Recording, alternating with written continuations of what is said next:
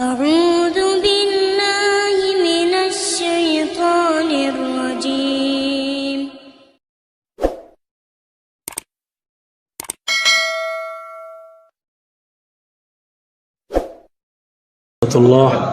Buya, saya memang mengikuti Buya beberapa kali dari pertemuan ini. Kemarin di Masjid Ar-Rahman Buya bicara masalah tauhid. Tauhid itu yang terakhir adalah surat Al-Ikhlas. Buya katakan bahwa di surat Al-Ikhlas itu ada tauhid uluhiyah dan tauhid rububiyah. Allah, qul huwallahu ahad, Allahus samad. Ahad itu adalah uluhiyah, samad itu adalah rububiyah. Maka di buku Buya tulis itu nanti bukan uluhiyah tetapi adalah ahadiyah dan somadiyah. Tapi orang sebelah itu menambah. Dia tambah dengan asma wa sifat.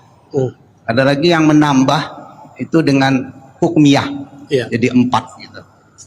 Apa itu sebenarnya mengkaji tauhid itu?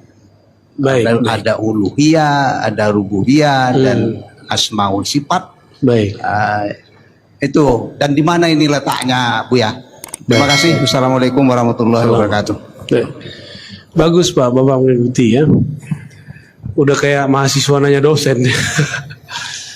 Pertama, tolong digarisbawahi, istilah uluhiyah kita berbeda definisi dengan uluhiyah salafi. Istilah rububiyah kita berbeda definisi dengan rububiyah salafi. Uluhiyah kita adalah Allah mengahadkan dirinya sendiri, dengan kalamnya sendiri. Itulah kul huwallahu ahad. Hanya Allah lah yang bisa mengesahkan dirinya sendiri sesempurnanya. Itulah tauhid uluhiyah. Uluhiyah kita sebut juga dengan bab. Jadi kalau ahli-ahli tasawuf nyebutnya ahadiyah, tapi ahli akidah nyebutnya uluhiyah.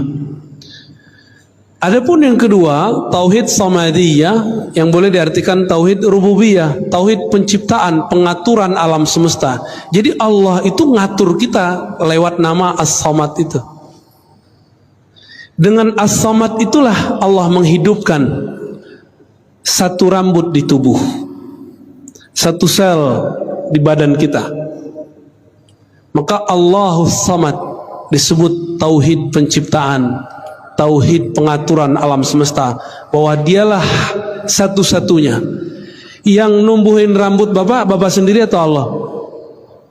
Yang numbuhin badan mak kita atau Allah? Allah ya. Nah itu maksudnya. Itu biar gampang Pak. Dari tauhid ini, dari kata ahad kita turunkan nama Allah wujud. Dari kata samad turunlah sifat-sifat yang lain yang kita sebut sifat wajib, salbiyah, ma'ani, ma'nawiyah. Digabung jadilah sifat 20. Karena Bapak ini gak bisa ngapalin sifat 20 sebagian, kalau Bapak mungkin bisa ngapalin. Yang lain kan susah Pak, udah kita ringkas jadi 2. Pembagian 20 itu kan untuk zamannya. Untuk zaman kita bisa lebih mudah, 2 aja cukup. Ahadiyah, samadiyah, atau uluhiyah, rububiyah. Lalu bagaimana dengan tambahan orang yang menambahkan asma wa sifat? Nah, tunggu dulu, kita ganti topik.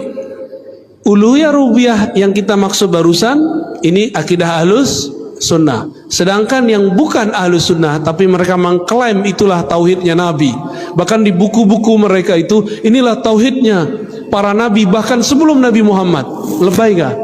Emang para nabi dulu tauhidnya uluhiyah rububiyah asma sifat? Ada nggak mereka bagi tauhid? Nggak ada kan?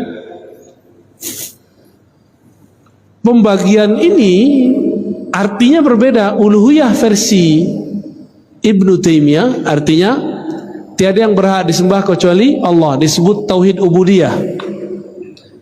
Adapun tauhid rububiyah sama, tauhid penciptaan alam semesta. Mereka tambahkanlah satu, al-asma was sifat. Ibnu Taimiyah tidak mengerti akidah Asy'ari.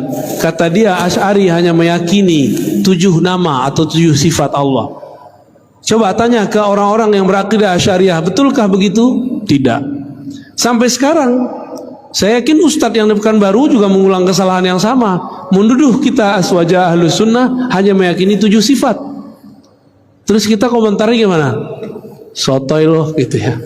Tahu nggak sotoy? Sok tahu. Mana ada akidah ahlus sunnah cuma menetapkan 7 sifat.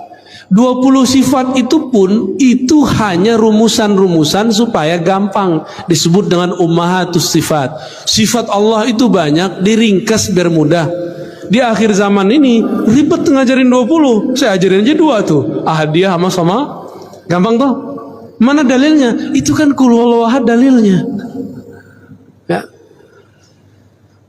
Yang dimaksud tauhid asma dan sifat menurut kelompok itu bukan asma wa sifat yang kita maksud. Bagi dia, kalau disebutkan Allah punya yadnya besar, tapi bukan seperti tangan ini.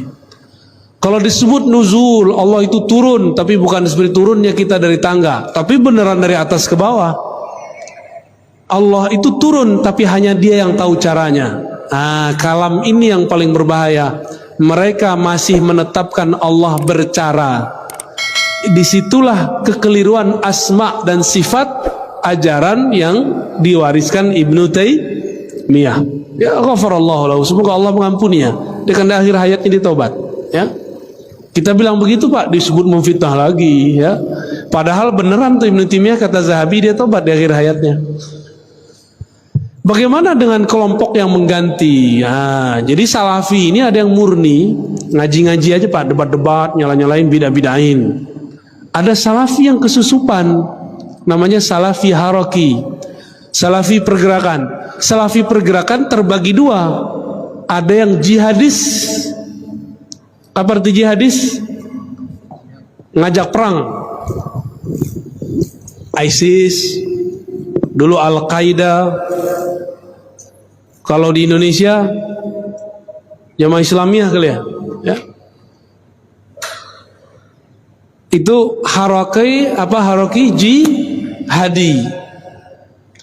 Ada yang kedua, haraki siyasi. Harakah tapi pergerakan politik. Maka mereka ada yang jadi partai A masuk ke partai B gitu. Apa akidah mereka? Uluhiyah, rububiyah. Yang ketiga itu tauhid mulkiyah atau hukmiyah, bahwa pemerintahan di alam semesta di dunia ini harus satu, daulah Islamiyah. Ya bagus sih, cita-cita daulah Islamiyah bagus nggak? Tapi kalau versi mereka saya nggak mau. Ya, daulah Islamiyah yang kita tunggu itu daulah Islamiyah yang nanti akan dibangkitkan oleh Al-Imam Al-Mahdi. Itu aja Pak. Nanti udah nggak ada lagi. Maka apapun pergerakan orang hari ini buat negara Islam, buat khilafah Islamiyah, itu akan terhalang terus. Negara apa yang akan mengatakan kami akan menerapkan syariat Islam, nggak akan berhasil. Ada aja halangannya. Karena Allah tidak ridha kecuali untuk imam akhir zaman. Ini kan udah mulai banyak berita-berita nih. Nanti antum akan menilai ustadz cuma karena masalah politik. Tadi ada yang nanya di masjid apa tadi? Yang pagi-pagi. Tapi pas lagi makan, ustadz ini kayaknya pro Jokowi nih. Kata dia, loh saya kan nyoblosnya Prabowo. Masalahnya Prabowo sekarang jadi menterinya Jokowi. Ini canda-canda kita Pak. Kita tanya balik. Pertanyaannya disampaikan oleh bapak itu tuh, mana tadi? Yang gak datang dia. Apakah akidah Ahlussunnah batal karena pilihan politik? Saya nanya cuma gitu.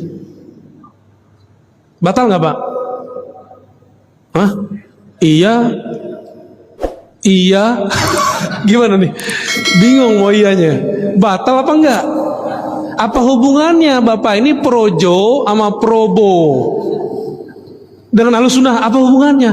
Adakah dalam kitab-kitab Ahlussunnah, adakah dalam Al-Quran dan Sunnah, kalau kamu projo, kamu nggak sah aswajanya. Kalau kamu probo, kamu aswaja beneran. Ada nggak?